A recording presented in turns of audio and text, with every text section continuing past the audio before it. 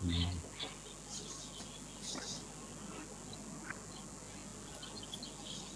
ีลธรรมนำสุขทุกสมัยเราเป็นไทยเพราะมีธรรมประจำชาติหากไร้ศีล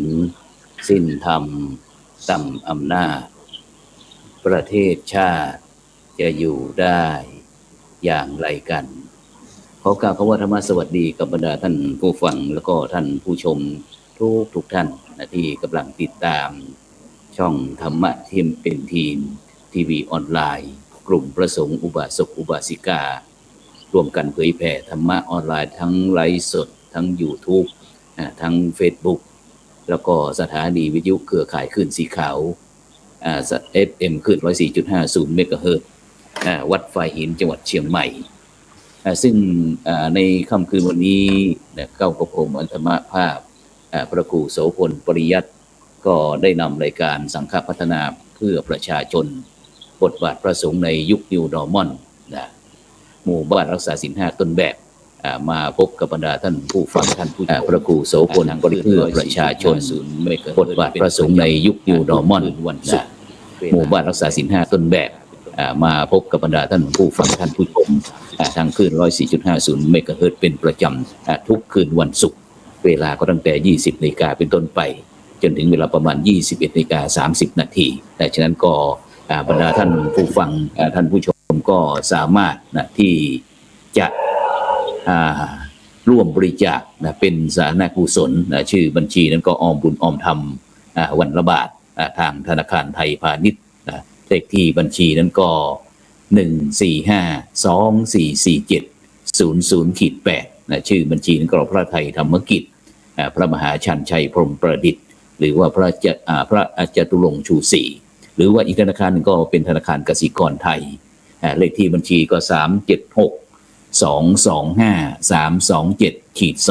ชื่อบัญชีก็พระมหาดวงทิพย์ปริยัตธารีซึ่งในค่ำคืนวันนี้บรรดาท่านผู้ฟังท่านผู้ชมเราก็ได้มาออกอากาศที่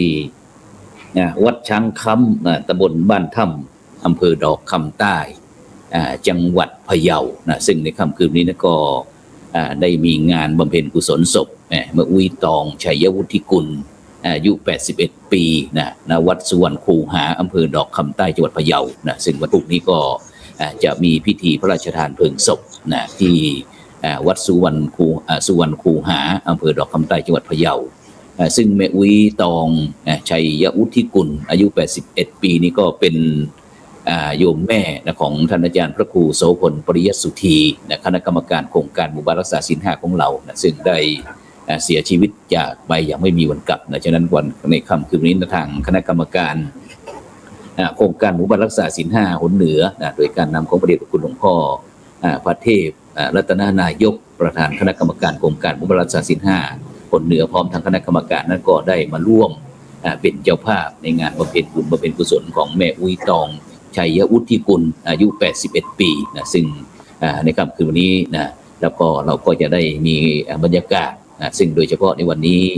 พระมหาเถระทั้งคณะสงฆ์ทั้งจังหวัดพะเยาแล้วก็จังหวัดใกล้เคียงทั้งหมู่บ้านรักษาศีล 5แล้วก็มหาวิทยาลัยมหาจุฬาลงกรณราชวิทยาลัยวิเขตพะเยาก็มาร่วมเป็นเจ้าภาพในคืนสุดท้ายด้วยฉะนั้นพวกเราก็เลยได้มาทำการไลฟ์สดที่นี่โดยเฉพาะวันนี้ที่ออกนี้ก็จะเป็นวัดล้างซึ่งก็จะมีพระพุทธรูปหลวงพ่อพระเจ้าทันใจภายในอุโบสถที่วัดช้างคำตำบลบ้านถ้ำอำเภอดอกคำใต้จังหวัดพะเยาฉะนั้นก็นำบรรยากาศมาให้บรรดาท่านผู้ฟังท่านผู้ชมรับชมกันเพื่อที่ได้มีโอกาสนอกจากที่เราจะได้เห็นการบำเพ็ญบุญบำเพ็ญกุศลแล้วเราก็ยังจะได้มาสนทนาซึ่งโดยเฉพาะในคณะกรรมการโครงการหมู่บ้านรักษาศีล 5หนเหนือนี้ก็ได้รับนโยบายจากมหาเถรสมาคมซึ่งก็ได้มีการออกตรวจเยี่ยมดำเนินการโครงการสร้างความปรองดองสมานฉันท์โดยการใช้หลักธรรมทางพระพุทธศาสนาหมู่บ้านรักษาศีล 5ตามแผนยุทธศาสตร์ชาติ20ปีประจำปี2565หนเหนือซึ่งก็เริ่มออกตรวจเยี่ยมตั้งแต่วันที่20มิถุนายนก็เป็นบ้านท่าป่าสัก ตำบลทาประดุกอำเภอเมทาจังหวัดลำพูนวันที่21มิถุนายนก็เป็นบ้านแม่หอยหมู่10อำเภอจอมทองจังหวัดเชียงใหม่22มิถุนายนนี้ก็เป็นบ้านห้วยขานหมู่3ตำบลหมอกจำแปอำเภอเมืองจังหวัดแม่ฮ่องสอนซึ่งวันนี้ก็จะมาร่วมได้แลกเปลี่ยนเรียนรู้ในการถ่ายทอดประสบการณ์ด้วยแล้วก็วันที่27มิถุนายนนี้ก็เป็นบ้านม่อนป่ายางอำเภอเทิงจังหวัดเชียงราย28มิถุนายนก็เป็นบ้านค่าพัฒนาอำเภอดอกคำใต้จังหวัดพะเยาวันที่29มิถุนายนนี้ก็เป็นบ้านใต้ล่มโพธิ์ทองตำบลงอบอำเภอทุ่งช้างจังหวัดน่านวันที่4กรกฎาคมนี้ก็เป็นบ้านหนองม่วงไข่อำเภอหนองม่วงไข่จังหวัดแพร่วันที่5กรกฎาคมนี้ก็เป็นบ้านทุ่งอำเภอบ้านตำบลหัวเสืออำเภอแม่ทะจังหวัดลำปางวันที่16กรกฎาคมนี้ก็เป็นบ้านเต่าไหใต้ตำบลท่าสักอำเภอพิชัยจังหวัดอุตรดิตถ์วันที่18กรกฎาคมนี้ก็เป็นบ้านทุ่งมะขามป้อมตำบลพระธาตุอำเภอแม่ละมาดจังหวัดตากแล้วก็วันที่19กรกฎาคมนี้ก็เป็นบ้านหาดเซี่ยวตำบลหาดเซี่ยวอำเภอศรีสัชนาลัยจังหวัดสุโขทัยวันที่25ก็เป็นบ้านโพธิ์ตำบลบ้านโพธิ์อำเภอหนองไผ่จังหวัดเพชรบูรณ์แล้วก็วันที่27ที่ผ่านมานี่ก็เป็นบ้านทับค้อตำบลทับค้ออำเภอทับค้อจังหวัดพิจิตรฉะนั้นก็เหลืออีก3จังหวัดซึ่งก็จะมีวันที่2กรกฎาคม2สิงหาคมนั้นก็จะเป็นบ้านเกาะลากเสียดบ้านเกาะลากเสียดอำเภอโกสัมพีนครจังหวัดกำแพงเพชรนี่เป็นคณะสงฆ์ภาค4แล้วก็วันที่3สิงหาคมนี้ก็เป็นบ้านหัวถนนกลางอำเภอท่าตะโกจังหวัดนครสวรรค์แล้วก็สุดท้ายก็วันที่4สิงหาคมบ้านบึงกระดานตำบลบ้านป่าอำเภอเมืองจังหวัดพิษณุโลกฉะนั้นก็บรรดาท่านผู้ฟังท่านผู้ชมก็คอยติดตามรายการสังฆพัฒนาเพื่อประชาชนบทบาทพระสงฆ์ในยุคนิวนอร์มอนหมู่บ้านรักษาศีล5ต้นแบบฉะนั้นวันนี้เราได้กราบนิมนต์แล้วก็เจริญพรหมู่บ้านรักษาศีล5ต้นแบบบ้านห้วยขานบ้านห้วยขานหมู่ที่3ตำบลหมอกจำแปอำเภอเมืองจังหวัดแม่ฮ่องสอนฉะนั้นท่านแรกนี่ก็ไปที่พระคุณเจ้าก่อนนะครับไปที่พระคุณเจ้านะครับตอนนี้พระคุณเจ้าท่านอธิกาพระไบดิกาอานนท์นะครับอนาลโยนะครับเจ้าอาวาสวัดห้วยขานนะครับตำบลหมอกจำแปอำเภอเมืองจังหวัดแม่ฮ่องสอนนมัสการครับท่านอาจารย์ครับผมครับครับชัดเจนครับผมชัดเจนครับได้ทักทายกับบรรดาท่านผู้ฟังท่านผู้ชมได้เลยครับผมครับก่อนอื่นก็ขอนมัสการท่านพระครูโสพลปริยัตินะครับครับผมอย่างสูงครับแล้วก็ขอเจริญพรผู้เข้าร่วมสนทนาทุกท่านเจริญพรผู้เข้าชมผู้รับฟังรายการสังฆพัฒนาเพื่อประชาชนครับผมเท่ากับผมพระบดิกาอานนท์อนาลโยวัดห้วยขานครับปีนี้ทางวัดห้วยขานได้มีโอกาสจัดงานหมู่บ้านรักษาศีล5นะครับต้นแบบวันที่22มิถุนายน2565ครับถือว่าเป็นเกียรติอย่างยิ่งครับที่ได้ถวายการต้อนรับคณะตัวเยี่ยนหมู่บ้านรักษาศีล5ครับหลวงพ่อครับครับผมครับสาธุครับไปท่านที่2ไปที่ท่านณรงค์วิทยาสมานสกุลผู้ใหญ่บ้านห้วยขานหมู่ที่3ตำบลหมอกจำแปอำเภอเมืองจังหวัดแม่ฮ่องสอนขอเจริญพรท่านผู้ใหญ่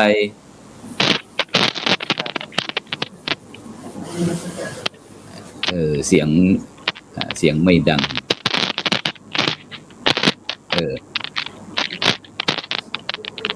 กราบนมัสการเจริญพรได้ทักทายกับบรรดาท่านผู้ฟังท่านผู้ชมที่กำลังติดตามเราด้วยครับก็กราบทุกท่านที่เข้าดูรายการอยู่ตอนนี้นะครับ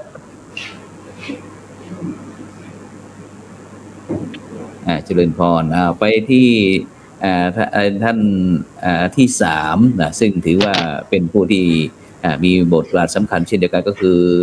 คุณโยมกนกศรีสายสอดนะผู้อำนวยการโรงเรียนบ้านห้วยขานอำเภอเมืองจังหวัดแม่ฮ่องสอนขอเจริญพรท่านผอ.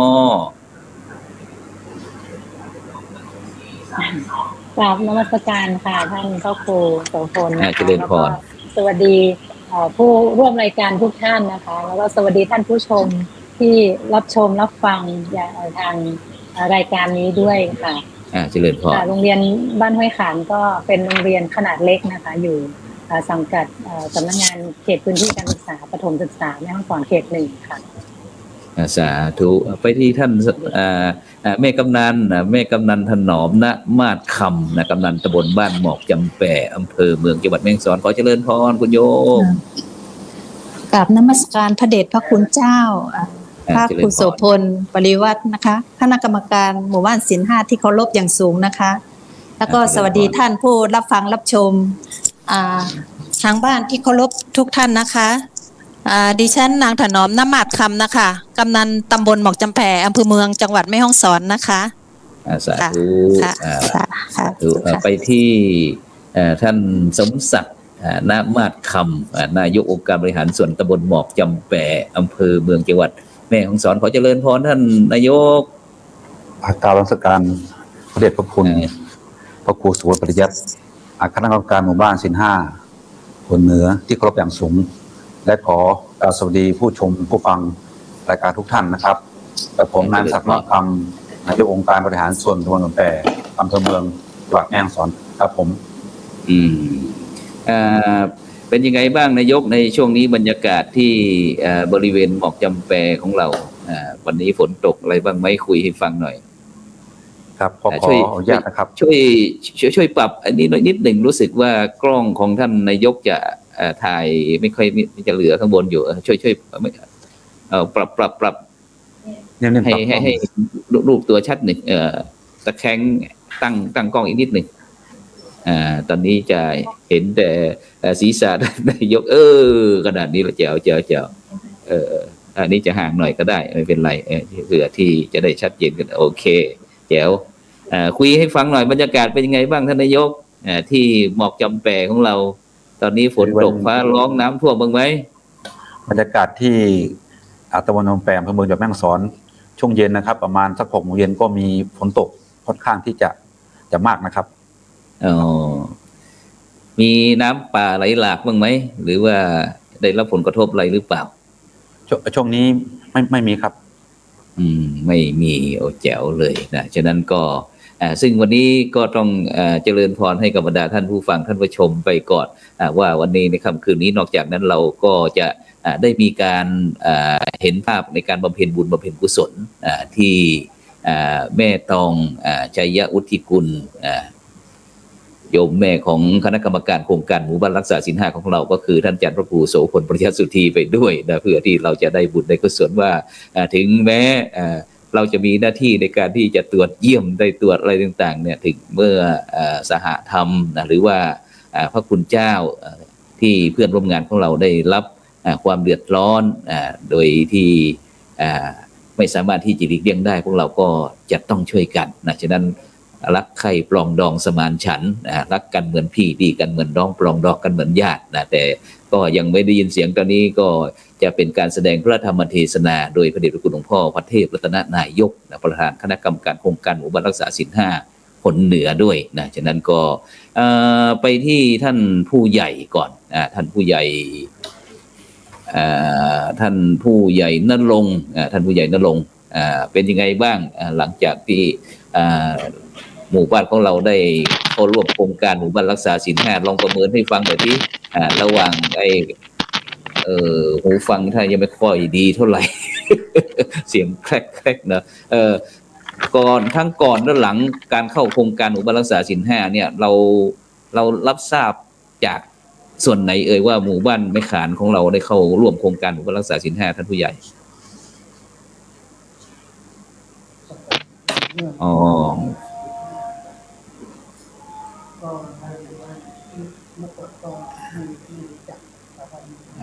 วันนี้มีเสียงท่านผู้ใหญ่เป็นเสียง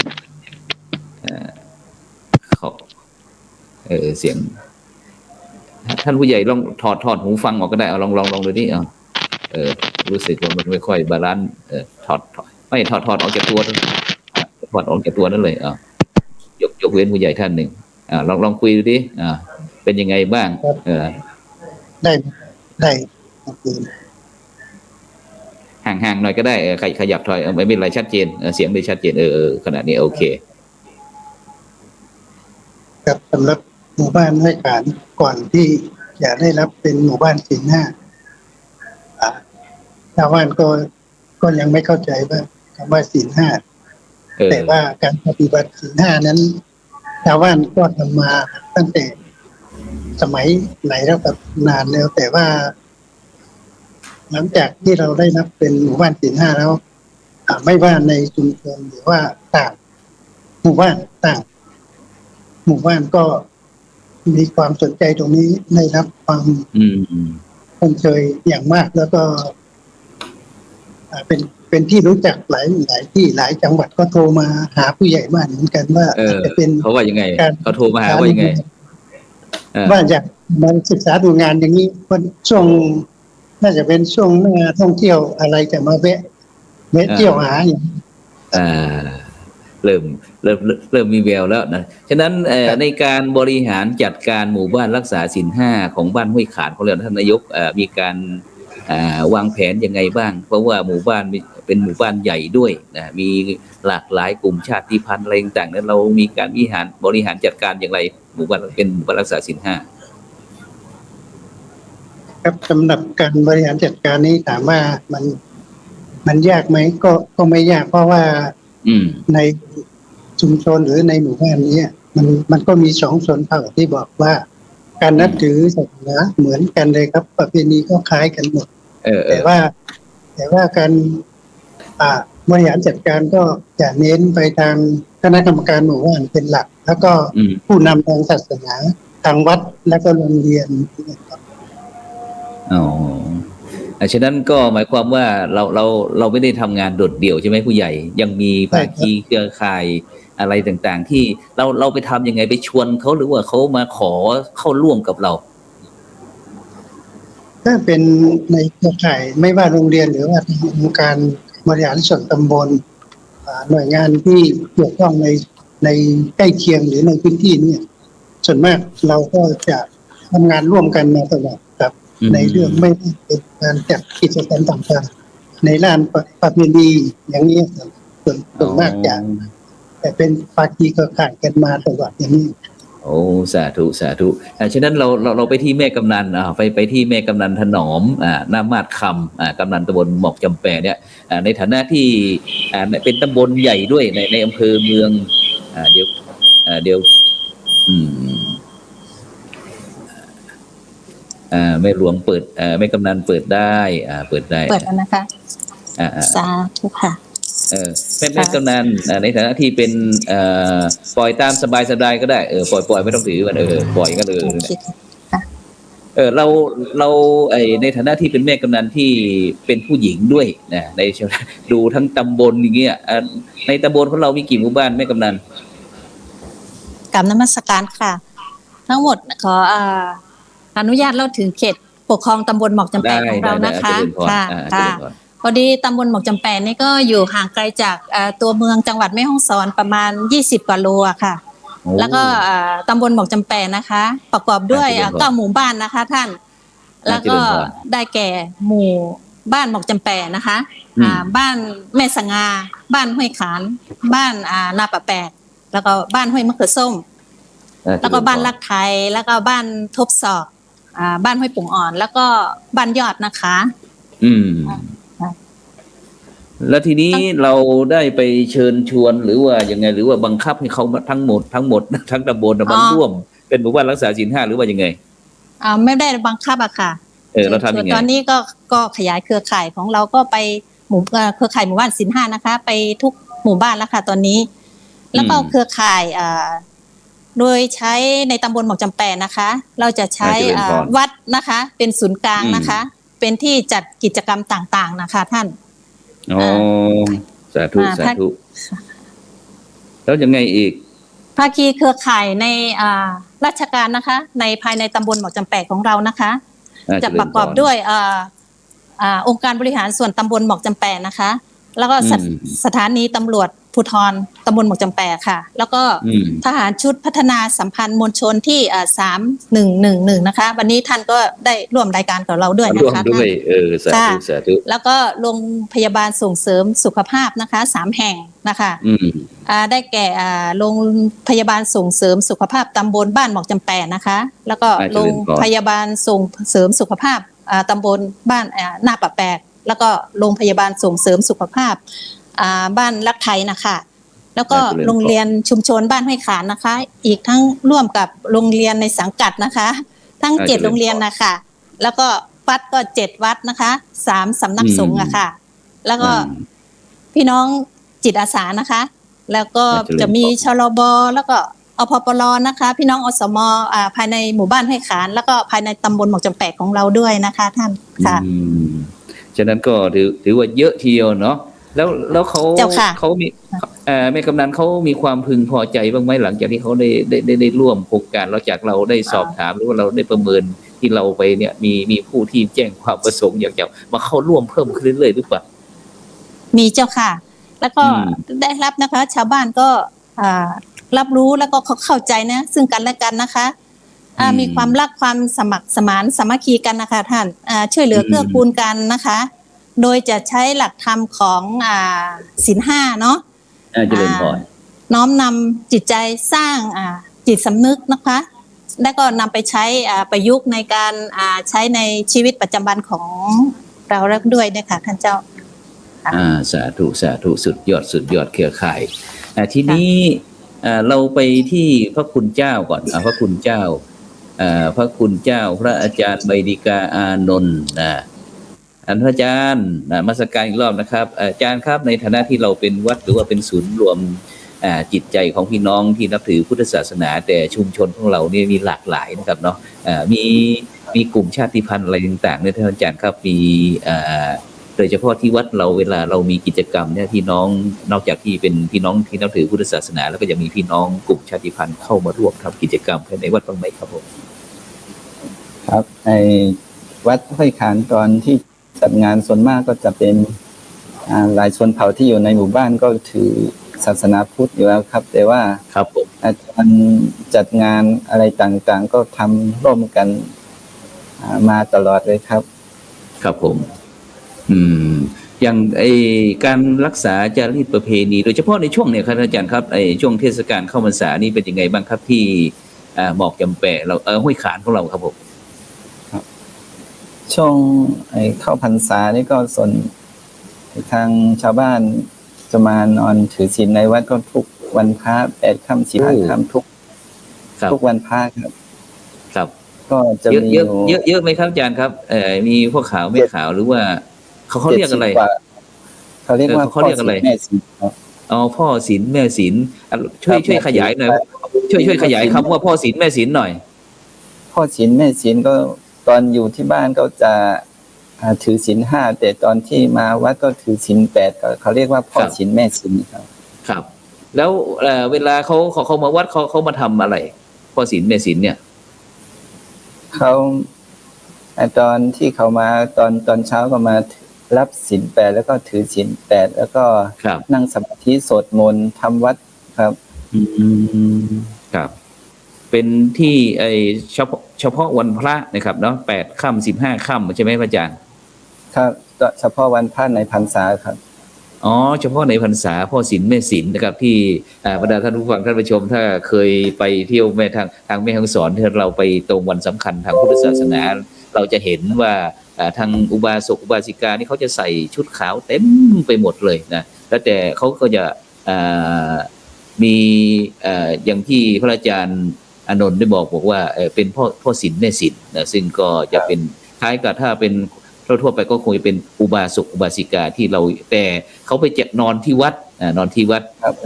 นอนที่วัดนี้อย่างที่อาจารย์ครับแล้วก็เห็นว่าจะมีทั้งคนรุ่นใหม่หรือว่าคณะลูกหลานอะไรต่างๆเนี่ยนำอาหารการกินมาให้คุณพ่อคุณแม่หรือว่าวัดเราเป็นผู้ที่รับเลี้ยงดูแลครับผม ส่วนมากทางแม่ฮ่องสอนนี้ตอนเช้าก็โยมเขาจะมาส่งครับสำหรับพระแล้วก็สำหรับพ่อศีลแม่ศีลนี้เขาจะเอาเตรียมมาเองครับ กับเตรียมมาเองนะครับ หรือว่าคณะลูกหลานนำมาส่งเนาะในเช้าวันนั้นครับสาธุสาธุครับทีนี้ไปเห็นพี่ทหารเข้ามาด้วยนะไม่รู้ว่าพี่ทหารมามีความเกี่ยวข้องเกี่ยวดองกับโครงการหมู่บ้านรักษาศีล5อย่างไรช่วยรายงานตัวด้วยท่าน พอดีว่าอาจารย์ไม่มีข้อมูลเจริญพรเปิดไมค์ได้ป่ะครับกราบนมัสการครับผมจาก11เกียรติศักดิ์สมควรครับหัวหน้าชุดพัฒนาสัมพันธ์มวลชนที่3111ครับกองในวยการรักษาความมั่นคงภายในภาค3ส่วนแยก1กองกำลังนเรศวรครับได้มีพื้นที่ครับในพื้นที่ตำบลหมอกจำแปะครับมีหมู่บ้านที่รับผิดชอบจำนวน4หมู่บ้านครับในหมู่บ้านห้วยขานก็เป็นอีก1หมู่บ้านครับที่ทางชุดต้องรับผิดชอบครับก็ในหมู่บ้านห้วยขานก็ได้เข้าไปฝึกนะครับในเรื่องขององค์กรผู้ใหญ่ครับในเรื่องของราษฎรอาสาป้องกันภัยยาเสพติดครับแล้วก็องค์กรเด็กครับเป็นเยาวชนสมาร์ทฮีโร่ครับโดยทั้ง2โครงการครับทางชุดจะให้ความรู้ครับให้ความรู้เกี่ยวกับโทษและพิษภัยของยาเสพติดครับในเรื่องขององค์กรเด็กนะครับเราจะเริ่มตั้งแต่ให้ความรู้ตั้งแต่เริ่มการดื่มสุราเนื่องจากการดื่มสุราที่จะเป็นพาไปสู่สิ่งเสพติดอย่างอื่นครับแล้วเรามีโครงการอะไรที่เข้ามาชุมชนอะไรบ้างไหมเรามีวัตถุประสงค์อะไรที่อย่างหน่วยทหารเข้ามาร่วมมีส่วนร่วมในการที่พัฒนาโครงการอะไรต่างๆในหมู่บ้านห้วยขานเนี่ยท่านลุงจ่าพี่จ่าก็ได้จ่า10 เอกเกียรติศักดิ์ใช่ไหมชื่ออะไรนะคุณโยมครับจ่า11เกียรติศักดิ์สมควรครับ10 เอกเกียรติศักดิ์สมควรเดี๋ยวผมชื่อนิดหนึ่งสมควรครับโอเคจ่า10 เกียรติศักดิ์สมควรเพิ่มต้อมนะไม่งัดหน่อย จะได้คุยกันง่ายๆหน่อยเป็นหน่วยงานอะไรนะลุงคุณโยมจ่าเป็นหน่วยสังกัดไหนนะสังกัดกองพันทหารพิจัยที่7ค่ายพระบิดเกล้าครับที่ตั้งปกติอยู่ที่อำเภอแม่ริมอำเภอแม่ริมจังหวัดเชียงใหม่ครับปอพันที่กองพัน7ครับพอดีเสียงมันจะขาดหายนิดหนึ่งพอรู้ไหมพอปอพันอะไรนะปอพัน7ค่ะปอพัน7นเรศวรแม่ริมเนาะปอพัน7แม่ริมเชียงใหม่ได้ไปร่วมตรงนั้นเอาละทีนี้หลังจากที่จ่า10 เอกเกียรติศักดิ์สมควรจากปอพัน7อำเภอแม่ริมจังหวัดเชียงใหม่ของเราได้เข้าไปร่วมโครงการในหมู่บ้านรักษาศีล5ลุงจ่านอกจากพี่ขออนุญาตเรียกลุงนะได้ไหมเราจะให้เรียกพี่ครับทางปอพัน7ของเราหน่วยกำลังของเราได้เข้าไปดูแลแถวบริเวณนั้นเราได้ไปช่วยทำอะไรบ้างก็มีพื้นที่รับผิดชอบครับอย่างผมนี่ก็รับผิดชอบ3 ตำบลครับในตำบลปางหมู2 หมู่บ้านครับตำบลหมอกจำแปะ4 หมู่บ้านครับตำบลห้วยผา4 หมู่บ้านครับรวมทั้งสิ้น10 หมู่บ้านครับครับก็จะเป็นการฝึกอบรมครับตามโครงการจัดตั้งหมู่บ้านเข้มแข็งเอาชนะยาเสพติดครับแล้วเป็นยังไงบ้างหลังจากที่เราได้เข้ามามีส่วนร่วมโดยเฉพาะทางส่วนราชการของเราฝ่ายความมั่นคงของเราได้เข้ามาร่วมที่ห้วยขานแล้วหลังจากที่เรารู้ว่าหมู่บ้านของเราได้เข้าร่วมโครงการของรักษาศีล5เนี่ยลุงจ่าพร้อมถึงทั้งเจ้าหน้าที่ของเราได้ประเมินด้วยความรู้สึกหรือว่าด้วยสายตาหรือว่าได้ข้อมูลแล้วเป็นยังไงบ้างพึงพอใจบ้างไหมครับก็ทางหมู่บ้านห้วยขานทางชุดก็เข้าไปดำเนินการ ขับเคลื่อนงานโครงการของกรมนอย่างต่อเนื่องครับ แล้วก็ทางหมู่บ้านครับก็ทางผู้ใหญ่ทางผู้นำชุมชนทางหมู่บ้านครับทางราษฎรครับ ก็ให้ความร่วมมือเป็นอย่างดีครับ อย่างวันนี้ครับ วันนี้ก็เตรียมการครับ วันนี้เตรียมการที่จะในวันที่5 สิงหานะครับ จะมีการมอบธงสัญลักษณ์ครัวเรือนปลอดภัยยาเสพติดครับ แล้วก็มีการจัดเตรียมสถานที่ครับมีการจัดเตรียมสถานที่ก็วันนี้เป็นวันที่เขาเห็นพ่อขาวแม่ขาวมานอนวัดครับมานอนที่วัดครับ มีการรักษาศีลครับได้พากำลังพลเข้ามา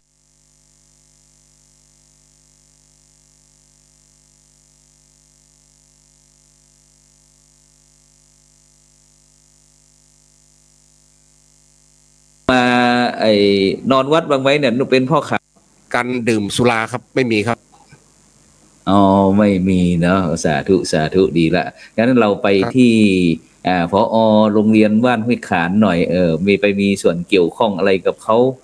แล้วก็โดยเฉพาะรู้ว่าเป็นหมู่บ้านรักษาศีล 5นี่ถ้าเป็นที่เราเข้ามาร่วมเนี่ยตอนนี้เราเข้าเป็นภาคีเครือข่ายของหมู่บ้านรักษาศีล 5บ้านห้วยขานนะคุณโยมผอ.ทีนี้เป็นชื่อว่าโรงเรียนศีล 5เรามีวิธีการบริหารจัดการอย่างไรคุยให้กับเผื่อที่โรงเรียนอื่นๆที่เขาติดตามรายการเราอยู่เราจะได้นำไปประยุกต์ใช้ขอเจริญพรก็ขอสวัสดีครั้งนะคะท่านสำหรับท่านผู้ชมผู้ฟังนะคะในโรงเรียนบ้านห้วยขานเนี่ยเราเข้าร่วมโครงการหมู่บ้านรักษาศีล 5นั่นคือโดยสมัครใจนะคะก็คือพอทราบข่าวว่ามีโครงการนี้นะคะโรงเรียนก็เข้าร่วมโครงการเลยนะคะเพราะว่าเราโรงเรียนเนี่ยมีกิจกรรมก็คือโรงเรียนเข้าร่วมโครงการโรงเรียนคุณธรรมวิถีพุทธอยู่แล้วนะคะซึ่งก็กิจกรรมก็ไม่แตกต่างกันนะคะก็คือจะเน้นในเรื่องของการฝึกเรื่องของคุณธรรมจริยธรรมให้กับนักเรียนนะคะก็โดยกิจกรรมเนี่ยก็คือให้ปฏิบัติกิจกรรมเป็นกิจวัตรประจำวันของนักเรียนในโรงเรียนนะคะแล้วก็รวมถึงกิจกรรมที่เป็นกิจกรรมทางด้านศาสนากิจกรรมที่ส่งเสริมคุณธรรมจริยธรรมต่างๆเนี่ยก็จะกำหนดเป็นแผนปฏิบัติงานประจำปีของโรงเรียนตลอดทั้งปีนะคะก็คือกิจกรรมประจำวันก็จะมีการสวดมนต์ไหว้พระทุกเช้านะคะแล้วก็ตอนภาคบ่ายหลังจากรับประทานอาหารกลางวันเสร็จก็จะก่อนจะเข้าห้องเรียนนะคะก็จะมีการนั่งสมาธิเพื่อที่จะฝึกทำสมาธิก่อนเรียนในภาคบ่ายนี้นะคะแล้วก็ในช่วงทุกวันศุกร์นะคะก็จะเป็นกิจกรรมส่งเสริมคุณธรรมจริยธรรมก็คือเด็กๆก็จะได้มานั่งทบทวนการทำความดีของตัวเองว่าแต่ละวันที่ผ่านมาเนี่ยตัวเองได้ปฏิบัติความดีอะไรบ้างแล้วก็จะมีการบันทึกความดีค่ะแล้วก็จะให้นักเรียนจะได้สวดมนต์ยาวนะคะทุกวันศุกร์นะคะอันนี้คือกิจกรรมที่เป็นปฏิบัติเป็นประจำนะคะแล้วก็ในส่วนของวันที่เป็นวันเข้าพรรษาหรือว่าวันพระนะคะซึ่งก็คุณครูก็จะพานักเรียนก็คือหมุนเวียนกันไปที่วัดเพื่อที่จะเรียนรู้ปฏิบัติตนในหลักของพุทธศาสนิกชนนะคะไปไหว้พระสวดมนต์แล้วก็ท่านอาจารย์ว่างนะคะไม่ติดภารกิจท่านก็จะมีเทศนานะคะอบรมให้ก็คือจะเหมือนจะส่วนมากก็จะเป็นนิทานธรรมะให้กับเด็กๆนะคะซึ่งก็จะทำให้เด็กเขาชอบที่จะเข้าวัดอย่างนี้นะคะแล้วก็ในช่วงวันเข้าพรรษาเนี่ยอย่างที่ท่านอาจารย์บอกว่ามีพ่อศีลแม่ศีลไปปฏิบัติธรรมถือศีลที่วัดนะคะก็โรงเรียนก็จะมีกิจกรรมก็คือไปถวายน้ำปานะในภาคตอนเย็นนะคะก็จะพาเด็กๆไปค่ะก็จะมีเตรียมน้ำปานะไปถวายเพราะว่าทุกช่วงเข้าพรรษาเนี่ยทางหมู่บ้านเขาก็จะมีกิจกรรมก็คือตอนวันที่ออกจากศีลเนี่ยก็จะมีเหมือนกับเลี้ยงอาหารพ่อศีลแม่ศีลหลังจากที่วันที่เข้าพรรษาแล้ววันที่ถือศีลแล้วนะคะก็ ก็จะมีเป็นการรวมกลุ่มกันแต่ละบ้านเขาก็จะมีเจ้าภาพนะคะมาร่วมกันตรงนี้นะคะซึ่งก็โรงเรียนก็จะเป็นแบบเด็กๆอะค่ะก็คือพาไปถวายน้ำปานะก็จะเป็นช่วงวันที่วันพระอะค่ะแล้วก็กิจกรรมอื่นๆในโรงเรียนก็จะเป็นมีการส่งเสริมโครงงานคุณธรรมในโรงเรียนนะคะก็คือเด็กทุกห้องเรียนนะคะตั้งแต่ชั้นอนุบาลเลยนะคะเด็กๆก็จะประชุมกันคุณครูก็จะพาเด็กประชุมเพื่อที่จะเหมือนกับคิดโครงงานว่าเขาจะทำความดีอะไรบ้างเนี้ยค่ะแล้วก็คิดเป็นโครงงานให้เด็กทำนะคะก็ยกตัวอย่างเช่นก็คืออาจจะเป็นโครงงานถังขยะรักโลกอย่างเงี้ยนะคะก็คือสาธุรณรงค์เรื่องของการทิ้งขยะเป็นที่เป็นทางการคัดแยกขยะอะไรแบบนี้นะคะแล้วก็ยิ้มไหว้ทักทายกันเนี่ยไหว้สวยอะไรเงี้ยค่ะก็คือฝึกให้เด็กติดเป็นนิสัยค่ะแล้วก็จะมีส่งเสริมคุณธรรมก็คืออีกอันนึงก็คือจะให้เด็กทำน้ำยาอเนกประสงค์อย่างเงี้ยค่ะก็คือเก็บมะกรูดที่มันมีลูกตกหล่นอยู่ทั่วไปเนี่ยค่ะเขาเก็บมาหมักเป็นน้ำหมักแล้วก็เอามาทำเป็นน้ำยาเพื่อที่จะเอาไปล้างห้องน้ำทำความสะอาดอะไรแบบนี้ค่ะแล้วก็แจกทางบ้านไปให้ใช้ที่บ้านด้วยนะให้เด็กได้ฝึกเป็นเหมือนกับกิจกรรมส่งเสริมเรื่องของปรัชญาเศรษฐกิจพอเพียงด้วยนะคะอันนี้คือโดยข้อข้าวเห็นว่ามีการทำเกษตรในโรงเรียนบ้างไหมการปลูกผักอะไรต่างๆเด็กๆเราได้เรียนรู้ไหมค่ะมีค่ะก็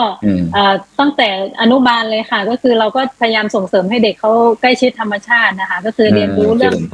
งต้นไม้เรื่องผักเรื่องอะไรแล้วก็ส่วนเด็ก1-2-3 ป.1-2-3เนี่ยก็จะเป็นเด็กเล็กอยู่เขาก็ยังไม่ถนัดทำงานหนักนะคะก็จะให้แบบเพาะกล้าไม้อย่างเงี้ยค่ะทำงานเล็กๆของเด็กนะคะเพาะชำกล้าไม้ปลูกผักสวนครัวแบบนี้นะคะถ้าเป็นเด็กโตหน่อยก็จะมีปลูกผักเลี้ยงปลาเลี้ยงไก่เพาะเห็ดเก่งจังเด็กค่ะก็จะเป็นการฝึกให้เขาได้ทำงานแล้วก็ให้เรียนรู้เรื่องของการทำบัญชีนะคะแล้วก็การพึ่งพาตนเองค่ะฝึกการทำงานให้พึ่งพาตนเองได้นะคะโอ้สาธุโรงเรียนของเราเนี่ยท่านผอ.มีนักเรียนจำนวนเท่าไหร่แล้วเราแล้วก็มีตั้งแต่ชั้นไหนถึงชั้นไหนเงี้ยค่ะเป็นโรงเรียนขนาดในโรงเรียนบ้านห้วยขาเป็นโรงเรียนขนาดเล็กนะคะตอนนี้มีอยู่103 คนค่ะก็อยู่มีชั้นตั้งแต่อนุบาล3อนุบาล2อนุบาล3แล้วก็ถึงป.6ค่ะค่ะแล้วก็นักเรียนในโรงเรียนเนี่ยส่วนใหญ่ก็จะเป็นนักเรียนชาติพันธุ์นะคะก็จะเป็นทั้งนักเรียนจากหมู่บ้านห้วยขานแล้วก็บ้านทบศอกซึ่งก็บ้านห้วยขานเนี่ยก็จะมีชนเผ่าไทยใหญ่ชนเผ่าไทยใหญ่กับเผ่าปะโอค่ะแล้ว2 เผ่านี้2 ชนเผ่าเนี่ยจะเป็นนับถือศาสนาพุทธนะคะส่วนบ้านทบศอกเนี่ยก็จะเป็นบ้านกะเหรี่ยงแดงก็ส่วนใหญ่ก็จะนับถือศาสนาคริสต์นะคะแต่ว่าในกิจกรรมเนี่ยเราก็จะทำกิจกรรมร่วมกันทั้งหมดนะคะไม่ว่าจะเป็นกิจกรรมที่เด็กได้ไปวัดหรือว่าไปทำบุญตักบาตรหรือว่าทำกิจกรรมนั่งสมาธิเด็กทุกศาสนาจะได้ทำร่วมกันเพียงแต่ว่าศาสนาคริสต์เนี่ยก็เขาก็จะไม่มีกราบไหว้แต่เขาก็จะมานั่งฟังเทศก็คือเขาก็จะได้คุณธรรมไปด้วยนะคะแล้วก็ได้เรียนรู้เรื่องของมารยาทชาวพุทธซึ่งมันก็คือมารยาทชาวไทยคนไทยที่ควรยึดถือปฏิบัติแล้วอย่างเงี้ยค่ะก็เป็นการฝึกเรื่องของคุณลักษณะที่พึงประสงค์ให้กับเด็กด้วยค่ะสาธุเราไปใช่สาธุพอเก่งจังเป็นนักบริหารรุ่นใหม่นะที่จัดการในการศึกษาเราเรียนของเราไม่ว่าจะเป็นพี่น้องคริสต์พุทธพราหมณ์อิสลามอะไรต่างก็สามารถที่จะอยู่ร่วมกันได้นะฉะนั้นเราไปที่นายทุนส่วนปกครองส่วนท้องถิ่นซึ่งถือว่าเป็นกองธนาคารของในพื้นที่นะซึ่งก็คือท่านสมศักดิ์ ณ มาศคำนายกองค์การบริหารส่วนตำบลหมอกจำแปอำเภอเมืองจังหวัดแม่ฮ่องสอนท่านนายกในฐานะที่เป็นกระเป๋าท่านนายกได้มีการสนับสนุนอะไรในพื้นที่ในเขตปกครองในการบริหารจัดการของเราอย่างไรบ้างล่ะ ครับในนามที่ผมเป็นผู้บริหารองค์กรปกครองท้องถิ่นนะครับ ที่เป็นองค์กรของประชาชนแล้วก็เป็นราชการส่วนท้องถิ่น ที่มีอำนาจที่ตามกฎหมายนะครับ ให้มีการส่งเสริมอนุรักษ์ประเพณีวัฒนธรรมและศิลธรรมอันดีงามของท้องถิ่นตำบลหนองแปงของเรานั้นมีความหลากหลายทางชาติพันธุ์และประเพณีวัฒนธรรมมีภาษาวัฒนธรรมแต่ละชนเผ่าเป็นของตนเองของตำบลหนองแปงของเรานั้นได้จัดทำแผนรวบรวมความหลากหลายของแต่ละชนเผ่ามาจะทำเป็นแผนปฏิทินทางวัฒนธรรมว่าในห่วงเวลาใดเป็นประเพณีวัฒนธรรมของเผ่าใดเพื่อให้มีความชัดเจนในทางปฏิบัติและร่วมด้วยช่วยกันเพื่อให้เกิดการมีส่วนร่วมมีความสามัคคีในหมู่คณะไม่เอาความหลากหลายมาเป็นความแตกแยกซึ่งผมขอยกตัวอย่างเช่นในช่วงเดือนเมษาของทุกปีพี่น้องชายใหญ่จะจัดงานประเพณีก่อเจดีย์ทรายหรือว่าปอยจตีพี่น้องที่เป็นกระเหรี่ยงแดงก็จะจัดงานประเพณีปอยต้นทีแต่ก็มีวัตถุประสงค์เหมือนกันก็คือเป็นประเพณีขอน้ำขอฝนเนื่องจากเรากำลังจะเข้าสู่ฤดูของการทำไร่ไถนาเพื่อให้น้ำมีความอุดมสมบูรณ์โดยจะมีการบอกบุญให้กับทุกหมู่บ้านนะครับในตำบลมาร่วมงานพี่น้องเผ่าไทยใหญ่นั้น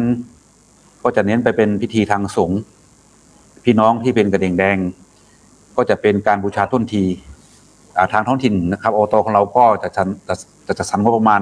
เป็นค่าอาหารเพลจตุปัจจัยทายทานและของที่บูชาในพิธีนะครับก็ถือว่าเป็นบริบทที่ท้องถิ่นมีหน้าที่ที่ต้องดำเนินการช่วยเหลือครับแล้วเนี่ยอย่างโครงการตอนนี้อย่างยกตัวอย่างบ้านห้วยขาน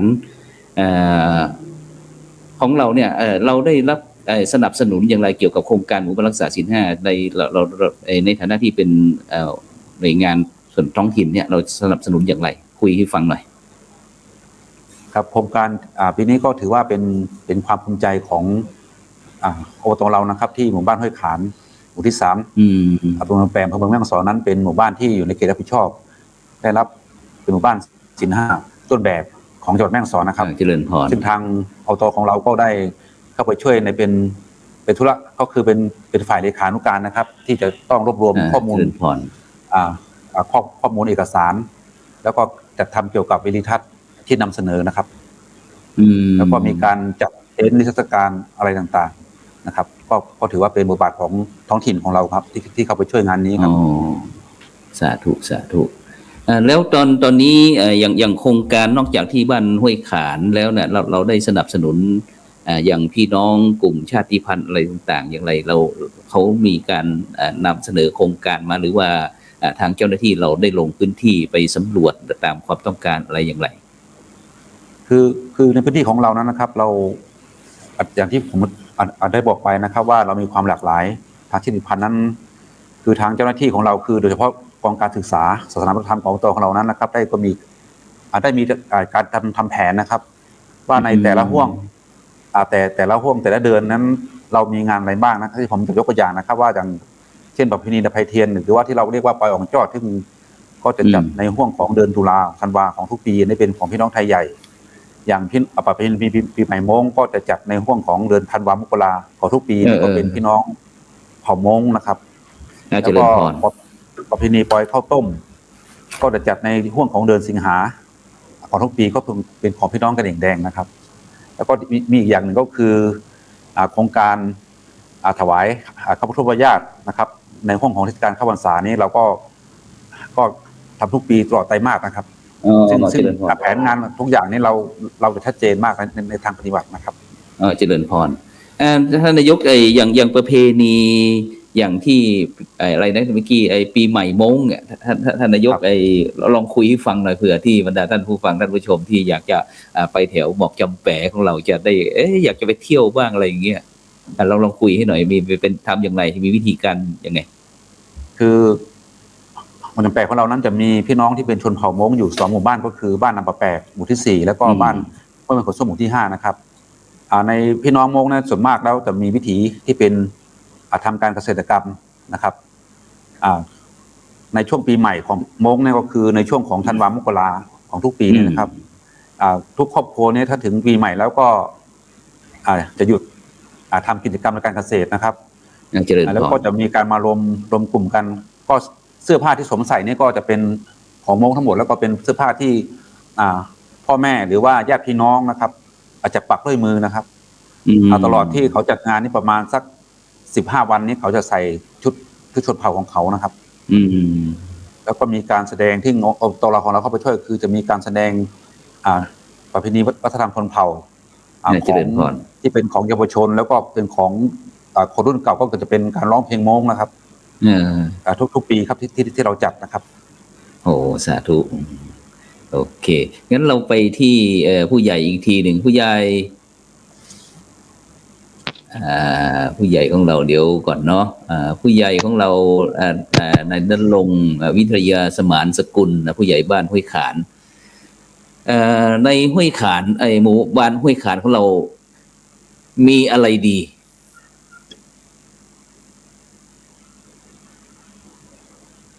ครับสำหรับหมู่บ้านห้วยขานสิ่งที่ดีก็คือทางธรรมชาตินะครับธรรมชาติและอากาศแล้วก็คนครับผู้คนที่มีความสามัคคีกันนะครับแล้วก็มีการจัดกิจกรรมร่วมกันอย่างที่เคยพูดไว้ก็คือมี2 ชนเผ่าก็สามารถอยู่ร่วมกันได้อย่างมีความสุขนะครับแล้วก็มีการร่วมไม้ร่วมมือกันตลอดที่เท่าที่ผมปฏิบัติหน้าที่มานะครับเจริญพรฉะนั้นเราไปที่จ่าสิบเอกเกียรติศักดิ์สมควรในฐานะที่เป็นเจ้าหน้าที่ทั้งฝ่ายความมั่นคงแล้วก็เป็นผู้ที่เสียสละอะไรอย่างยิ่งท่านลุงจ่าอย่างที่แม่ฮ่องสอนของเราเนี่ยรู้สึกว่าจะมีสิ่งแวดล้อมโดยเฉพาะเรื่องธรรมชาติเนี่ยอย่างที่อื่นเนี่ยแค่จะเห็นจากหมู่บ้านรักษาศีล 5ต้นแบบก็จะมีทั้งป่าชุมชนป่าอนุรักษ์อะไรต่างๆแล้วเนี่ยตรงที่ห้วยขานอะไรพื้นที่หรือว่าตรงหมู่บ้านรักษาศีล 5ต้นแบบของเราเนี่ยทางทหารหรือว่าฝ่ายความมั่นคงของเราได้เข้าไปช่วยส่งเสริมกิจกรรมนี้บ้างไหม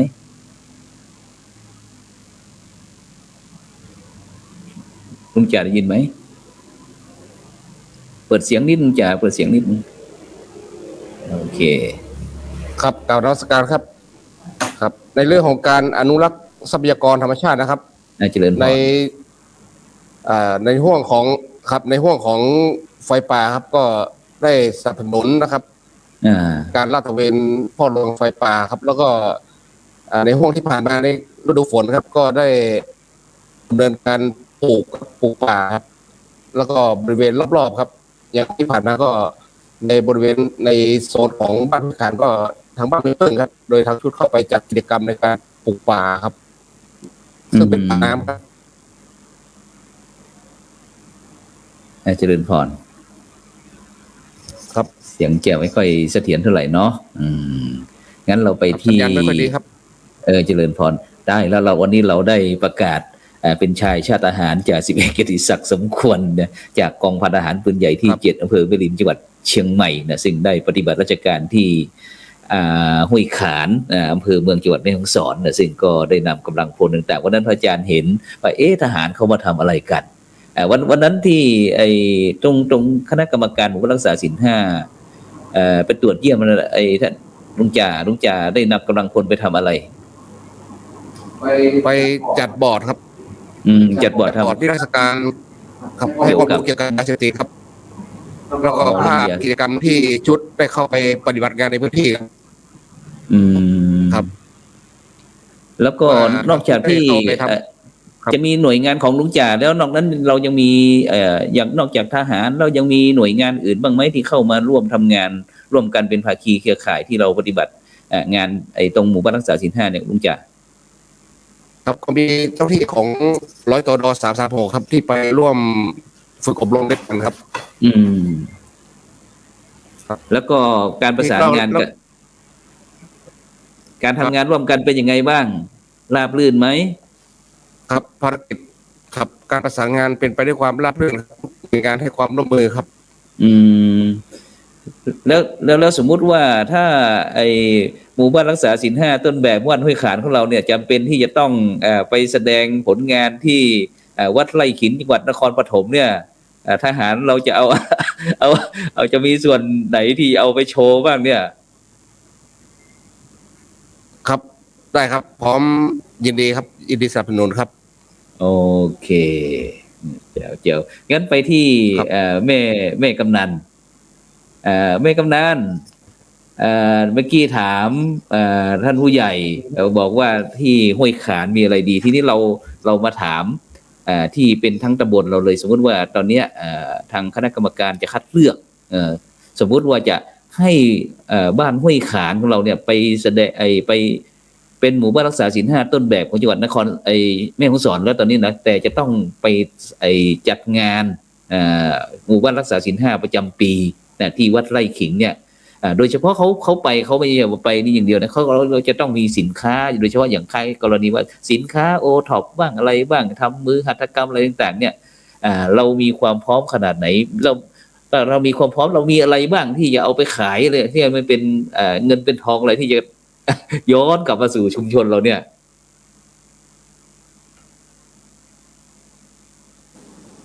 กับนักการอีกครั้งนะคะ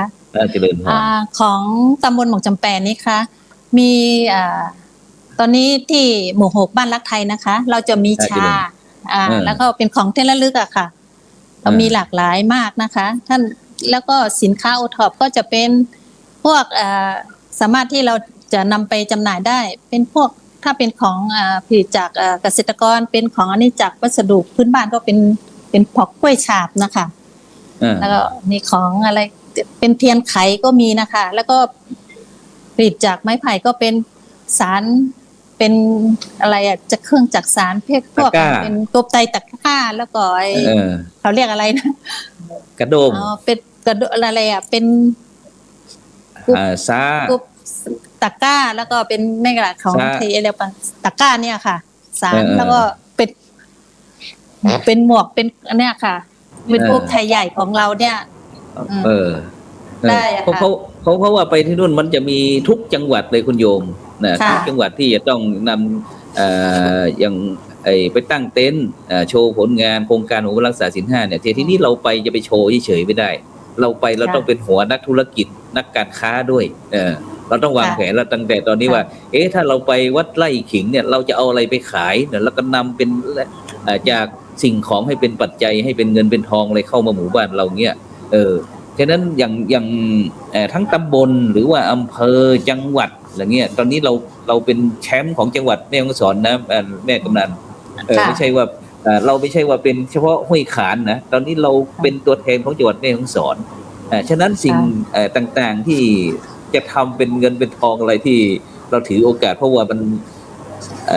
สินค้าต่างๆอะไรที่ไปขายนั้นอย่างที่ผ่านมาเนี่ยเขาก็จะเตรียมของเขาไว้นะฉะนั้นอย่างที่เราไปเป็นตัวแทนของหมู่บ้านรักษาศีลห้าจังหวัดแม่ฮ่องสอนเนี่ยพอถึงปุ๊บเนี่ยเราเนี่ยแม่ฮ่องสอนเนี่ยเราจะให้เขารู้เลยฉะนั้นเราลองไปที่ท่านผอ.อีกทีที่ท่านผอ.เมื่ออาจารย์พูดอย่างนี้แล้วท่านผอ.คิดอย่างไรค่ะคิดอะไรไว้ในพื้นที่เรามีสินค้าที่เป็นเอกลักษณ์ของเราก็คือจะเป็นผลิตภัณฑ์จากธรรมชาตินะก็คือถั่วงาจากแม่ฮ่องสอนนี่จะขึ้นชื่อเลยนะคะตอนนี้ที่ดังที่สุดก็คือถั่วลายเสือค่ะแล้วก็งานะคะงาเนี่ยพื้นที่ตำบลหมอกจำแปนน่าจะเป็นพื้นที่ปลูกงาจำนวนมากนะคะตอนนี้ก็คือเป็นฤดูกาลนอกจากปลูกข้าวแล้วก็ปลูกงาด้วยปลูกถั่วด้วยนะคะตอนนี้งานี่ส่งขายไปทั่วโลกเลยนะคะไม่ใช่แค่ทั่วประเทศนะคะงาขาดตลาดด้วยค่ะแล้วก็เป็นผลิตภัณฑ์โอท็อปของเราก็ประมาณว่าจากเครื่องจักสานนะคะซึ่งมีฝีมือค่อนข้างจะปราณีตนะคะก็เป็นสัญลักษณ์ของแม่ฮ่องสอนที่ไม่เหมือนใครนะคะก็คือจะเป็นกุ๊บไทยใหญ่นะคะกุ๊บก็คือเป็นหมวกสารนะคะที่เป็นสารจากไม้ไผ่นะคะเขาก็ตกแต่งสวยงามที่เป็นเขาเรียกว่าบ่งบอกถึงสัญลักษณ์ของความสวยงามด้วยแล้วก็ใช้ประโยชน์ในการกันแดดกันฝนด้วยนะคะซึ่งก็ถ้าชาวบ้านทางนี้เขาก็จะใช้กันเป็นประจำนะคะแล้วก็ประเภท ผ้าทอนะคะผ้าทอของแม่ฮ่องสอนเนี่ยผ้าทอกะเหรี่ยงผ้าทอชนเผ่าชุดชนเผ่าทุกทั้งหลายเนี่ยถ้าเอาไปที่กรุงเทพเมื่อไหร่แล้วก็คือขายหมดแล้วก็มีสั่งออเดอร์มาเรื่อยๆนะคะก็จะมีตลอดนะคะซึ่งก็เป็นผลิตภัณฑ์ที่เขาทำมือค่ะก็จะมีไม่ค่อยเยอะเพราะฉะนั้นก็ถ้าใครที่ต้องการจริงๆก็จะต้องสั่งไว้อย่างเงี้ยค่ะก็คงจะนำไปแล้วก็มีประเภทผักผลไม้ซึ่งเป็นของธรรมชาตินะคะซึ่งไม่ใช่เป็นผลผลิตที่จากฟาร์มนะคะเป็นผลผลิตจากธรรมชาติเนี่ยตรงเนี้ยพวกสมุนไพรต่างๆพวกนี้ก็จะพริกกะเหรี่ยงเนี่ยนะคะก็จะมีความต้องการสูงมากค่ะดังนั้นเนี่ยนอกจากที่เราจะไปตั้งบูธแสดงสินค้าค้าขายแล้วเนี่ยทีเนี้ยการแสดงด้วยเนี่ยท่านผอ.ค่ะสมมุติว่าถ้าเขาจะให้เราไปแสดงเนี่ยตอนนี้คิดอะไรในใจบ้างไหมโดยเฉพาะเรื่องเด็กๆเยาวชนแล้วนั้นบอกวันนั้นหลวงพ่อพระเทพรัตนนายกบอกว่าชอบใจซะเหลือเกินวันนั้นหลวงพ่อควักจนกระเป๋าอังสาฉีกเลยนะวันนั้นก็ในส่วนของวัฒนธรรมประเพณีของแม่ฮ่องสอนก็จะมีหลากหลายอย่างที่ท่านนายกพูดเมื่อกี้นะคะคือจะเป็นประเพณีที่มีทุกเดือนนะเป็นประจำทุกเดือนเลยนะคะแล้วก็มีหลากหลายชนเผ่านะคะแล้วก็ทุกชนเผ่าก็จะมีประเพณีเรื่องของศิลปะการแสดงที่ไม่เหมือนกันนะคะรวมถึงเครื่องแต่งกายต่างๆซึ่งมีความแตกต่างกันนะคะก็เป็นเอกลักษณ์ที่ไม่มีให้ชมที่ไหนไม่เหมือนที่แม่ฮ่องสอนนะคะโดยเฉพาะชนเผ่าปะโอนะคะซึ่งไม่จะมีปรากฏอยู่แค่บางจังหวัดนะอย่างเช่นจังหวัดพะเยาก็มีนะคะชนเผ่าปะโอซึ่งรู้สึกจะเป็นท่านวัดพระธาตุศรีคมคำหรือเปล่าคะนะคะท่านค่ะก็จะเป็นวัดที่พี่น้องปะโอไปเป็นเขาเรียกว่าเป็นศรัทธาวัดเยอะพอสมควรนะค่อนข้างจะมีจำนวนมากนะคะแล้วก็ค่ะก็มีลักษณะมีเอกลักษณ์ในเรื่องของการแต่งกายนะคะรวมถึงเรื่องของการแสดงศิลปะวัฒนธรรมด้วยนะคะแล้วก็อย่างที่นำให้คณะกรรมการได้ชมก็คือการฟ้อนกิงกะลานกโตนะคะก็จะเป็นการแสดงที่งดงามนะคะแล้วก็อ่อนช้อยสามารถนำไปแสดงได้นะคะตัวใหญ่ๆเนี่ยพับไปได้ค่ะน่าเจริญพรก็คิดว่าท่านนายกคงจะหางบประมาณสนับสนุนไปได้ใช่แน่นอนแล้วทีนี้อีกท่านหนึ่งท่านกันตพงศ์นี้เป็นคณะกรรมการศีลห้าเราไหมกันตพงศ์ครับครับผมกันตพงศ์ตัวหน่อยเป็นใครยังไงมายังไงเป็นรองนายกโอ้สาธุกาแฟครับท่านรองนายกได้ยินทั้งคณะกรรมการโครงการบำรุงรักษาศีลห้าเราแล้วเนี่ยท่านรองคิดยังไงมีไอเดียปิ้งขึ้นมาอยากจะไปคุยกับท่านนายกยังไงคือเป็นโครงการที่เขาเรียกว่าหนุนเสริมให้พี่น้องเนี่ยในชุมชนเนี่ยให้มองเห็นศักยภาพของตัวเองนะฮะเจริญพรอย่างเมื่อก่อนเนี่ยเขาบอกว่าศีลห้าเนี่ยเขาเข้าใจว่าเป็นเรื่องของทั้งสงฆ์และเป็นเรื่องของการปฏิบัติธรรมนะแต่ที่จริงแล้วเมื่อได้รับฟังจากท่านพระคุณเจ้าแล้วที่มาอธิบายในวันนั้นเนี่ยตัวกับผมเองก็ได้กระจ่างแจ้งคำว่าศีลห้าจริงๆแล้วคือเป็นวิถีชีวิตประจำวันของเรานี่แหละที่เราสามารถที่จะดำรงชีวิตอย่างปกติสุขได้นะโดยที่ว่าไม่จำเป็นจะต้องเข้าใจในลึกซึ้งในเรื่องของภาษาบาลีนะแต่อธิบายด้วยคำภาษาที่มันง่ายๆขึ้นอย่างที่ท่านเจ้าคณะจังหวัดแม่ฮ่องสอนได้อธิบายแก่กับผมวันนั้นนะที่อธิบายคำว่าศีลห้าคืออะไรเนี่ยอย่างข้อที่หนึ่งเนี่ยปาณาติปาตาเนี่ยถ้าจะพูดอย่างนี้ก็รู้สึกว่ามันจะเป็นเรื่องที่เรื่องใหญ่แต่พอท่านอธิบายด้วยคำพูดที่ธรรมดาทั่วไปเนี่ยทำให้เด็กๆและชาวบ้านทั่วไปเนี่ยได้เข้าใจที่ลึกซึ้งขึ้นนะเป็นวิถีชีวิตนี่แหละเป็นกฎของปุถุชนทั่วไปอะไรเนี่ยนี่ครับนี่ก็คือเป็นกฎระเบียบที่พวกเราได้นำไปปฏิบัติก็เพื่อความสุข ของคนส่วนมากแบบยั่งยืนอาจารย์ไปที่พระคุณเจ้าหน่อยครับผมอาจารย์พระครูอาจารย์ไปดิกานนท์ครับ เป็นยังไงบ้างครับได้ยินคณะศรัทธาญาติโยมทั้งโรงเรียนทั้งแม่กำนันทั้งท่านนายกทั้งพ่อหลวงทั้ง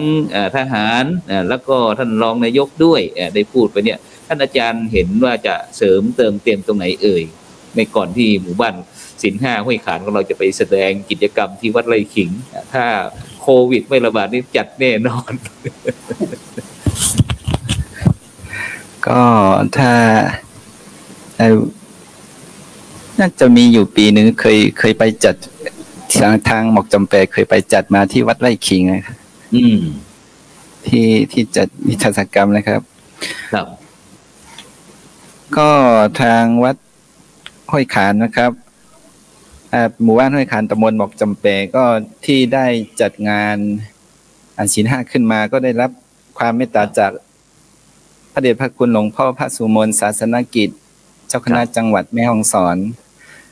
ครับเจ้าคณะอำเภอเมืองแม่ฮ่องสอนเจ้าคณะตำบลและพระผู้ใหญ่อีกหลายๆท่านที่ไม่ได้กล่าวถึงนะครับครับผม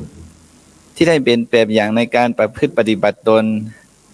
ได้น้อมมาปฏิบัติในการส่งเสริมให้บ้านห้วยขานเป็นหมู่บ้านรักษาศีลห้าหมู่บ้านห้วยขานนะครับมีการจัดกิจกรรมส่งเสริมจิตภาวนาครับผมมีกิจกรรมปฏิบัติธรรมรักษาศีลในวันพระอย่างสม่ำเสมอนะครับครับผมแล้วรวมไปถึงมีการจัดกิจกรรมส่งเสริมประเพณีวัฒนธรรมทางพระพุทธศาสนาทางวัดก็มีการเทศนาธรรมทุกวันพระไม่ว่าในพรรษาหรือว่านอกพรรษานะครับให้ข้อคิดข้อเตือนใจในการดำเนิน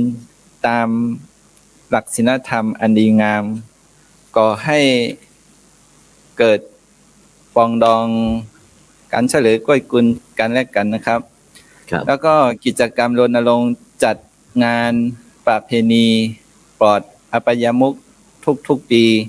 เพื่อให้คนในชุมชนอยู่ร่วมกันอย่างมีความสุขครับครับผมแล้วทีนี้หลังจากที่พระอาจารย์ได้เคยมีโอกาสไปติดตามที่ไปจัดกิจกรรมที่วัดไร่ขิงแล้วท่านอาจารย์ครับปีเนี้ยเราจะต้องไปอีกแล้วทีนี้เราจะต้องไปคุยกับทีมงานแล้วแหละทีเนี้ยเราจะเอาอะไรจากทรัพย์สินให้เป็นทุนนะครับตัวนี้นะเราจะต้องคิดละทีนี้อาจารย์จะต้องไปคุยเตรียมแล้วนะครับตอนนี้ต้องเตรียมละโดยเฉพาะเราจะต้องไปประชุมรอบ2กันแล้วว่าตอนเนี้ยดีไม่ดีเราอาจจะเป็นแชมป์ของภาคก็ได้ระหว่างเชียงใหม่ลำพูนแม่ฮ่องสอนน่ะมันไม่แน่นะเราอาจจะเป็นแชมป์ชนะเลิศทั้งจังหวัดเชียงใหม่หรือว่าลำพูนก็ได้หรือว่าเชียงใหม่ลำพูนจะชนะเราก็ได้ฉะนั้นเพื่อความการเตรียมตัวที่ดีฉะนั้นเราจะต้องมีการคุยกับคณะกรรมการศีลห้าบ้านห้วยขานเราละนะฉะนั้นอาจารย์เห็นเคยผ่านประสบการณ์มาแล้วนะครับฉะนั้นอาจารย์เตรียมตัวได้เลยนะครับฉะนั้นไปที่แม่ครูท่านผอ.อีกทีหนึ่งท่านผอ.ทีนี้ที่เชียงรายอย่างปีก่อนเขาเชียงรายเนี่ยเขาชนะเลิศของหนเหนือในทีนี้เขาเตรียมเลยอะไรเขาบอกว่าอะไรที่โดดเด่นเพราะนั้นเขาพูดเลยบอกว่า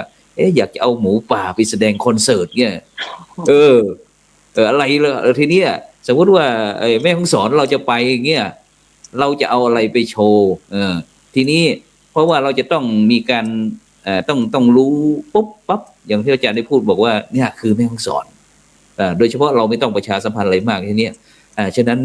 จารีตประเพณีที่แม่ครูได้พูดเมื่อกี้มีการถ่ายทอดส่งเสริมอะไรกับเด็กเยาวชนในโรงเรียนเราบ้างไหมค่ะก็ในเรื่องของวัฒนธรรมประเพณีของท้องถิ่นนะคะก็คือเราจะนำเด็กๆไปร่วมกิจกรรมนะคะก็คือเป็นการให้เด็กได้ร่วมสืบสานวัฒนธรรมประเพณีกับชุมชนซึ่งผู้ใหญ่นะคะก็คือถือเป็นเขาเรียกว่าภูมิปัญญาท้องถิ่นนะคะก็เป็นการเรียนรู้ในวิถีชีวิตจริงๆซึ่งคุณครูไม่สามารถที่จะสอนในห้องเรียนได้อันนี้เป็นการเรียนรู้ในวิถีชีวิตจริงๆซึ่งเด็กๆเนี่ยก็จะได้เรียนรู้ประเพณีวัฒนธรรมเนี่ยทุกๆประเพณีทุกๆวัฒนธรรมนะคะก็คือเขาก็จะมีโอกาสได้ไปร่วมกิจกรรมโรงเรียนจะเปิดโอกาสจะพาเด็กๆไปร่วม ซึ่งเขาก็จะได้เรียนรู้ไม่ว่าจะเป็นเรื่องของการทำอย่างเรื่องของตุงนะคะตัดตุงก็คือก็จะมีการทำตุงเนี่ยอย่างเช่นในเทศกาลของออกพรรษาเขาจะได้ทำจองพารานะคะซึ่งก็จะมีการตัดกระดาษที่เป็นสีนะคะเป็นรูปสัตว์รูปลวดลายต่างๆนะคะก็จะได้นำมาใช้ในการประดับจองพาราซึ่งเด็กก็จะต้องเรียนรู้ตั้งแต่เรื่องของการวิธีการตัดนะคะก็จะเชิญวิทยากรท้องถิ่นแล้วก็ไปร่วมทำกิจกรรมที่วัดนะซึ่งวัดเนี่ยเป็นศูนย์กลางของชุมชนในการทำกิจกรรมทุกอย่างนะคะก็โรงเรียนเราก็โชคดีที่ว่าโรงเรียนเราอยู่ติดกับวัดเลยนะคะเพราะฉะนั้นมีกิจกรรมอะไรเราก็จะทราบแล้วก็จะรู้ตลอดนะคะแล้วก็ได้ประสานงานทุกครั้งเนี่ยค่ะแล้วก็ทางอบต.ก็จะมีเขาเรียกมีกิจกรรมเป็นประจำแล้วก็จะเชิญชวนให้โรงเรียนเนี่ยพาเด็กๆไปร่วมนะคะก็เป็นการร่วมมือกันทั้งวัดทั้งท้องถิ่นนะคะแล้วก็โรงเรียนแล้วก็ชุมชนนะคะอันนี้ตรงนี้ก็คือเป็นวิถีชีวิตที่เราสามารถที่จะนำพาวัฒนธรรมเหล่านี้ไปร่วมแสดงที่ไม่ว่าจะเป็นที่ไหนก็แสดงได้พร้อมทั่วประเทศทั่วโลกทั้งไม่ว่าจะเป็นเด็กๆหรือผู้ใหญ่นะทุกคนมีศิลปะมีวัฒนธรรมอยู่ในตัวทุกคนค่ะก็คงจะถ้าพื้นที่พอก็อาจจะนำไปได้เยอะก็ขึ้นอยู่กับศักยภาพของชุมชนด้วยนะคะเพราะว่าเดินทางจากแม่ฮ่องสอนไปนี่สิ่งที่หนักที่สุดก็คือค่ารถค่ะ ค่าน้ำมันรถค่อนข้างจะหนักต้องแลไปทางแม่กำนันก็พอนายกแล้วโดยเฉพาะนะท่านแม่ครูอย่างการละเล่นโดยเฉพาะที่เป็นเสน่ห์ของแม่ฮ่องสอนเราจะเห็นการกลุ่มชาติพันธุ์อะไรต่างๆไม่ว่าจะเป็นกิ่งกะลาลำโตแล้วก็ที่เอาไ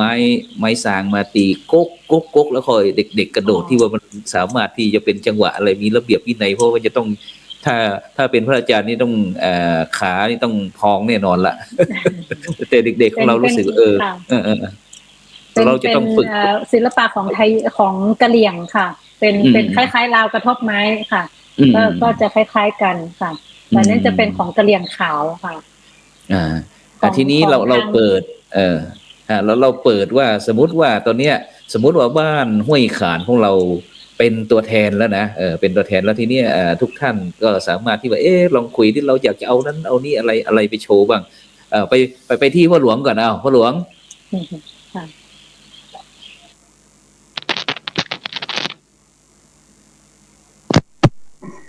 พ่อหลวงจะเอาอะไรไปโชว์เอาไปขาย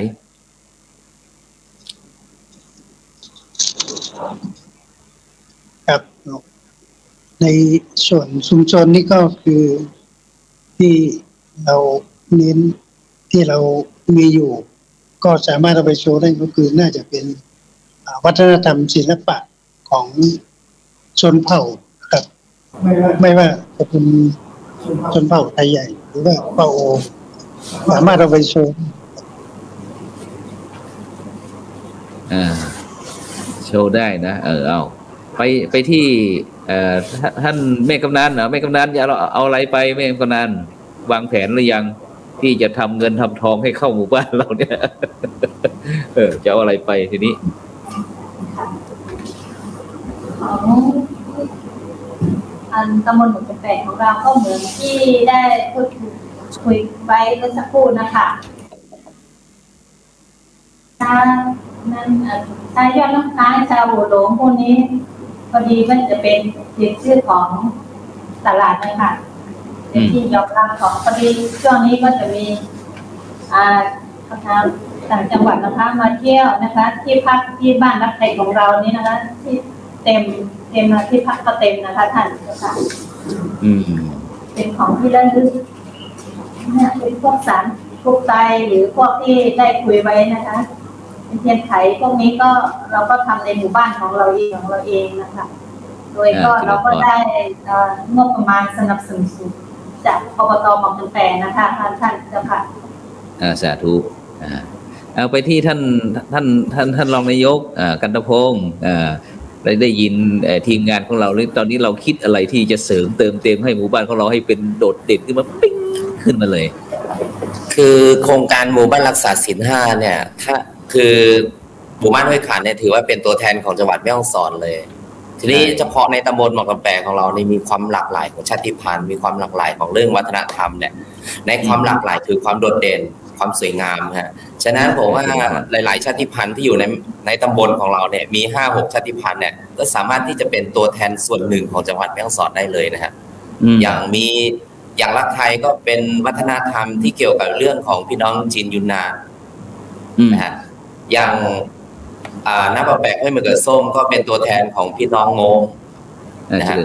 อย่างที่ห้วยขาดกับห้วยมะเขือส้มก็เป็นตัวแทนของพี่น้องปะโอได้นะฮะแต่พี่น้องไทยใหญ่ในมีเกือบทุกหมู่บ้านเลยนะฮะเนี่ยมันก็คือความโดดเด่นพวกเนี้ยผมว่าที่สามารถที่จะไปเสริมและสร้างความโดดเด่นให้แก่งานได้นะฮะเพราะว่าเฉพาะในตำบลหนองตะแปงของเราเนี่ยมันมีความหลากหลายและมีความสวยงามอยู่ในตัวนะฮะเรื่องของวัฒนธรรมเนี่ยสามารถที่จะชูและแม่ฮ่องสอนเนี่ยเป็นจุดขายด้วยฮะเป็นจุดขายเรื่องของวัฒนธรรมฮะเพราะนักท่องเที่ยวจากที่อื่นมาเนี่ยเขาจะไม่มามองเรื่องตึกรำบ้านช่องฮะแต่เขามาเที่ยวหาวัฒนธรรมมาเที่ยวหาความสวยงามนะอะไรแบบนี้ตรงนี้ก็น่าจะเป็นจุดขายและเป็นจุดที่เสริมศักยภาพของพวกเราได้ครับไปที่ท่านนายกสมศักดิ์นายกท่านนายกว่าไงเอ่ยว่าได้ยินทีมงานแล้วว่าอย่างนี้เราจะเสริมตรงไหนอีกเจริญพรก็ทุกอย่างนะครับถ้าเรามีโอกาสได้นำศิลปะการแสดงของตำบลหนองแปงแล้วก็ในฐานะที่เป็นตัวแทนแม่ฮ่องสอนทางอบตของเราก็พร้อมนะครับที่จะช่วยเหลือเต็มที่นะครับเพราะคงจะมีการประชุมคณะทีมงานคัดเลือกนะครับว่าเราจะเอาสินค้าผลิตภัณฑ์จุดไหนไปขายแล้วก็ในส่วนของการแสดงเนี่ยผมคิดว่าจะเน้นในเรื่องของการแสดงชนเผ่านะครับชื่อสำหรับแสดงก็เหมือนที่ท่านพระอาจารย์บอกคืนนี้เขาจะรู้ว่านี่คือแม่ฮ่องสอนนะครับสาธุเอาไปที่ลุงจ่าสิบเอกสมศักดิ์เกียรติศักดิ์สมควรลุงจ่าว่าไงเอ่ยจะเสริมเติมเต็มตรงไหนทหารของเราจะช่วยเขาเหลือเขายังไงบ้างเจริญพรเปิดไมค์นิดนึงพอ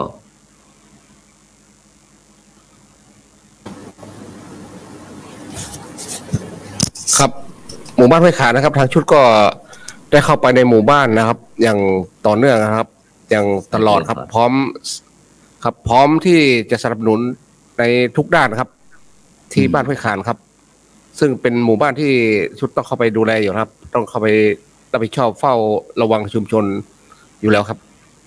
ครับสาธุฉะนั้นวันนี้เหลือเวลาอีก10 นาทีนะเราจะให้เวลาใครดีจะเอาผอ.ก็ได้เอาผอ.ช่วยแนะนำแหล่งท่องเที่ยวในห้วยขานแล้วก็พร้อมทั้งในตำบลในอำเภอในจังหวัดสักหน่อยหนึ่งเพื่อที่บรรดาท่านผู้ฟังท่านผู้ชมที่ติดตามเราจะได้มาเที่ยวแล้วก็จะได้โทรหาเจริญพรค่ะก็ขออนุญาตแนะนำนะคะสถานที่ท่องเที่ยวของแม่ฮ่องสอนเรานะคะก็เป็นที่ทราบกันดีอยู่แล้วนะคะว่าเมืองจีนที่อยู่ในประเทศไทยนะคะก็คือหมู่บ้านรักไทยนะคะก็จะมีบรรยากาศเหมือนประเทศจีนนะคะก็บรรยากาศจะสวยงามนะคะมีเอกลักษณ์เป็นชาวจีนยูนนานอาศัยอยู่นะคะแล้วก็ที่เป็นธรรมชาตินะคะก็คือบ้านปางอุ๋งนะคะเป็นหมู่บ้านรวมไทยที่มีทิวทัศน์ที่สวยงามมากนะคะทะเลสาบอยู่บนภูเขานะคะ